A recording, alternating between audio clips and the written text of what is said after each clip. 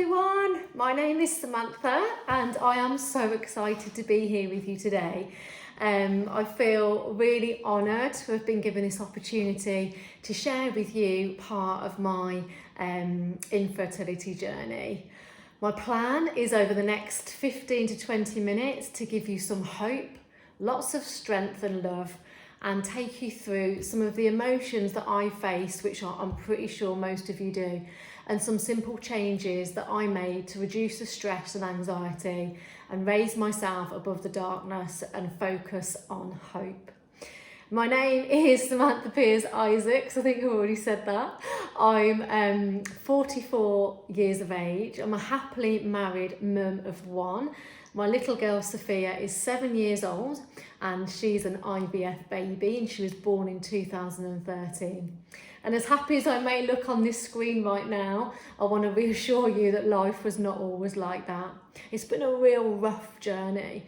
I, like most of you, got that phone call that children was not going to be an option for me and it wasn't going to happen naturally. This was back in 2006. Back then, I was a really busy full-time nurse running a ward and I got the phone call at work and it absolutely rocked my world. I was devastated and it just changes everything. In that moment, you know life is never going to be the same. All of a sudden, babies are everywhere.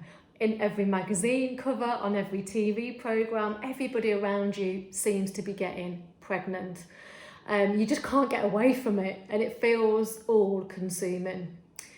I found that my emotions ran from shock to anger, hurt to resentment, pain to denial, finally getting to a place of acceptance and accepting that this was me. I couldn't have children and it took a while to get to that stage, and I think everybody's journey is different. Some people get there quicker than others and there aren't no rules. So if you're going through those emotions at the moment, know that it's okay, that you will come through this. You just need some time. And it's navigating through those emotions because everyone's story is different. There's a great saying, we've all faced the same storm, but we're all in a different boat. And I think it's the same for this. You know, our journey is unique to us and it's special to us. And we all go through these different emotions at very different times and at different levels of intensity. I'm hoping that loads of you are nodding right now because you can relate to a lot of those emotions that I've said, and you might actually be experiencing them right now. At the time, I'll be really honest, I thought I was losing my mind, going crazy. I didn't understand what was happening to me, which meant that I felt really alone and quite isolated. Not because I didn't have lots of people around me to talk to, but because it wasn't talked about. Back then, it wasn't a topic of conversation. It wasn't on TV and programmes. There wasn't any forums. And none of my friends that I knew of had any of this problem. Most of my friends actually had children. So it wasn't something that was within my friendship circle. And I remember going to one of the clinic appointments and they just gave us handouts with links on, but there was never any real connection with anybody. You just felt like you were navigating through these emotions on your own. Now, I just want to reassure you that that was back in 2006, before the iPhone and before Facebook. So you're in a great position already because you can network, connect and communicate with thousands of people from the touch of a button. So you're already not alone. You're already shoulder to shoulder, nose to nose, even if it's on a computer screen, with so many people going through the same situation as you. So you're not alone. We're all putting our arms around each other virtually at the moment. You know, there's no reason to feel isolated. There's no need to feel you can't talk to somebody, because there is. You've got this amazing group called IVF Babble that are here for you, from support, guidance, teachings, and to give you all the science behind everything that's happening with you. Now, I'll never forget crawling into a ball on my kitchen floor and rocking and crying. almost screaming for someone to help me to take away the pain, and I just couldn't make sense of why all this was happening to me.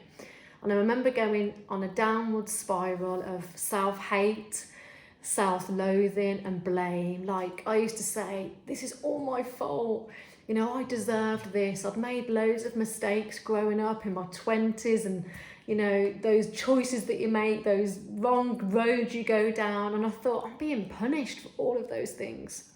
Of course, I now know none of that is to be true. None of it is. And I think the best way I can describe the roller coaster of infertility is the same as grieving. I didn't know that back then because I'd never lost anybody. I'd never experienced all these emotions. I was young, having fun, going out, partying, and I got this news, and it was all so new to me. Years later down the line, I have experienced loss. I actually lost my sister when I was 7 months pregnant with Sophia, who is the IVF baby, and it's exactly the same. The emotions, those 7 emotions of grief, are the same emotions you go through during this infertility process. Whether it's diagnosis or treatment, you're going through all these emotions at different stages. And as annoying as it is, time is the biggest healer. And I used to hate people saying that to me, but it is. Because the pain that you feel doesn't ever go away. You'll always feel pain that you can't have children, or that you haven't had a child, or even when you have a child, there's still emotions you have to navigate through. But in time, you learn to live with that change. You learn to live with that you can't have children. You learn to accept that this is you and it's okay. And it's not your fault. And it's just one of them things that happen to some people. I have got a couple of notes here because I didn't want to lose track, and I knew that once I started talking I might forget. So if I've just stopped now, it's because I'm just making sure I haven't missed anything for you. So yeah, I can honestly as well say that I'm hoping that lots of you are nodding. It was absolutely vile during periods of that journey. Like, I mean, I was hateful, and I'm not embarrassed to say I was so sad, so angry that I was mean to some people. Not because I wanted to be, because I didn't. It's just I couldn't help it. These emotions were so powerful. They were oh so consuming. And I'll never ever forget, ever, putting down the phone, hanging up on her when she called me to tell me that she was pregnant.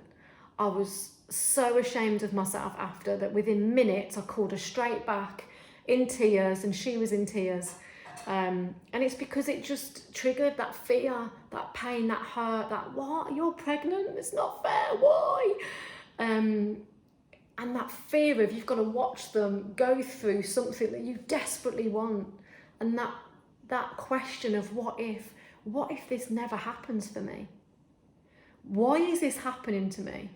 What did I do so bad to deserve this? And I had all of those questions. I think it's like self-harm, but without the physical effects.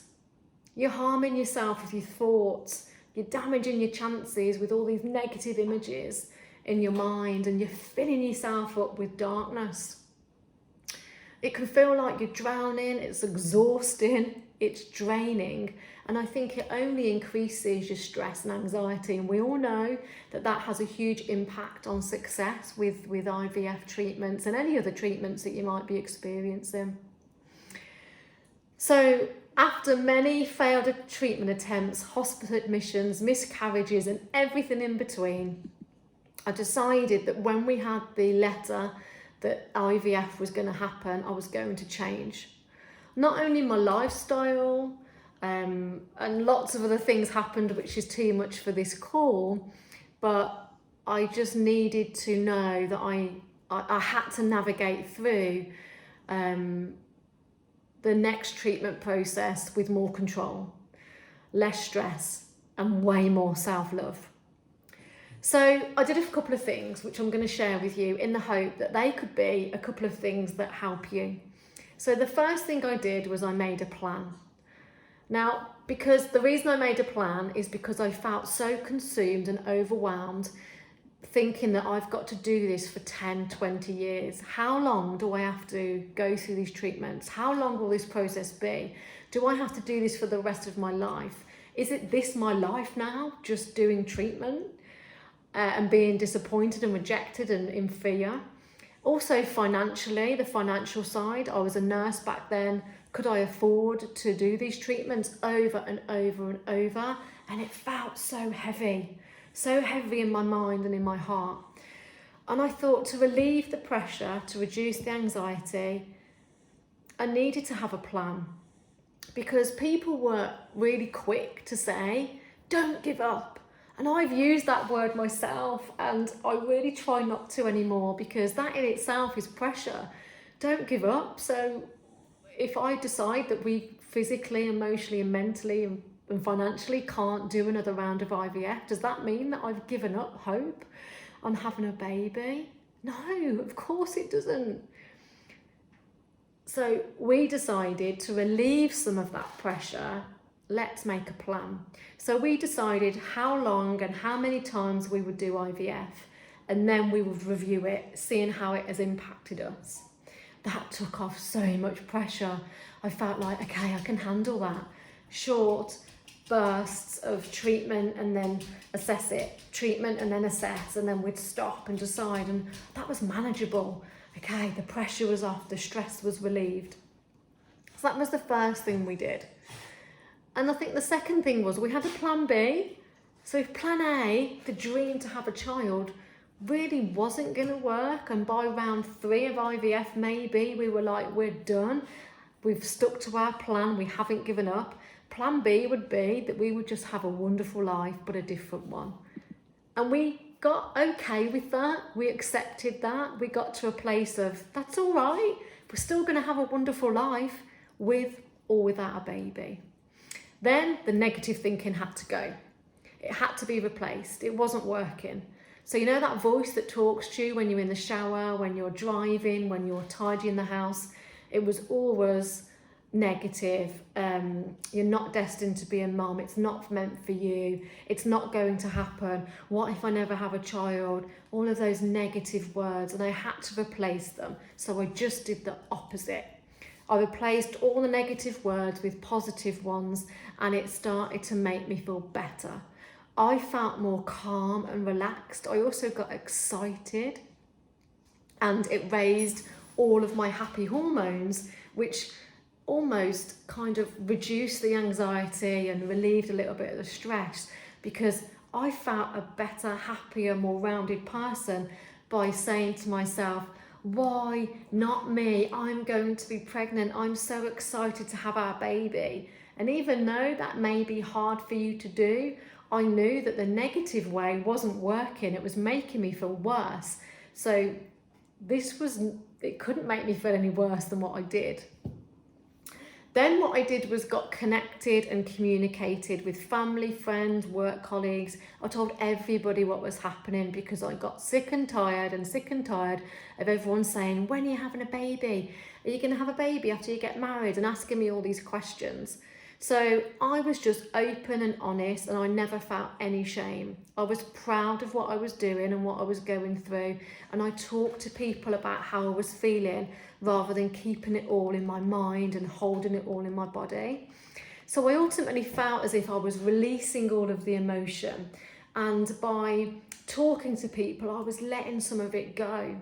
If you feel that you can't talk to people directly, and you don't want to open up to people, or you don't want your workplace to know, because that's your journey, that's your choice, write it down, have a journal. Just make sure that you release those emotions. They're not stuck in your head and holding in your body. You've got them out. You've got to release them and let them go. But doing it in a real productive, positive, passionate way. It makes you feel good. I also joined some forums and chatted with others in the same position as me, and it was really uplifting to read other people's comments, see their posts about their journey. And yeah, I didn't make loads of friends, but I just watched from the sideline on what other people were experiencing, and it was a lot of kind of nodding of saying, yeah, that sounds like me, that happened to me. So it didn't make me feel alone. I felt like I was part of a community. I felt included, and as humans, you know, we only need a couple of things. We want to feel safe and loved and included, and by being part of these forums and getting involved in these communities, I felt like I was part of a secret army, and it felt powerful. I also did something that some of you may have heard of, which is visualization. And this is not easy, but it takes a lot of strength, but it was huge for me. It really made a big difference, because instead of visualizing the bad and what could happen and what could go wrong, and creating all these negative images as well as the negative voice, I started creating positive images, uplifting images. I started visualizing myself pregnant. I visualized my baby girl, what she would look like from the hair on her head down to her toes. I imagined what her personality would be like, what she'd dress like, the relationship we'd have, what our life would be like with a baby. And that takes some digging deep, especially when you're told you can't have one. You've really got to go to a deep level of gratitude and really opening up to what's possible with this. It's not an easy task to do. But I loved it because it raised my vibration. It got me to a happier place. I was excited, which means that my energy changed, which alleviated the stress, reduced the anxiety. And I didn't just do it once a week. Every moment I had, I was visualizing her, you know, the games we would play, the childhood that she would have, the things that we might do. And I can honestly tell you that little girl who is in bed now is that girl that I visualised. It's pretty spectacular, really. She's everything from the hair on her head to her personality and all her little traits that she does. I suppose in a nutshell, I'm trying to say that you've got to focus more on what you can control and let go of what you can't. You have the most amazing community of support here with IVF Babble. They give so much guidance and teachings and everything that you need with a click of a button. I think you also have to change saying, why is this happening to me? Why is this happening to me? To, it's not happening to me, it's happening for me. And once I did that, everything changed, because this is happening for us to make us stronger, wiser, better, more rounded, kinder people. We all go out in this world now and we all make a difference because of what we've been through and what we've experienced. And I think that in itself is pretty magical. And I think be really proud of who you are. You're an IVF warrior. You're an infertility warrior. You know, you've got strength and courage in the bucket load. So be proud of your journey. You know, shout from the rooftops. Share with people what you've been through. You'll inspire people, which will in turn help you heal as well. It's like free therapy. But never, ever, ever let go of hope. Hope is what will get you through the dark times. Hope is what will allow you to see that better times are coming, with or without a baby. I wish you all so much success on your journeys, regardless of the outcome. Know that you're doing your best, and you're just doing what is in your control. Thank you so much for listening to me. I'm sending you so much love and strength for the future. Take care.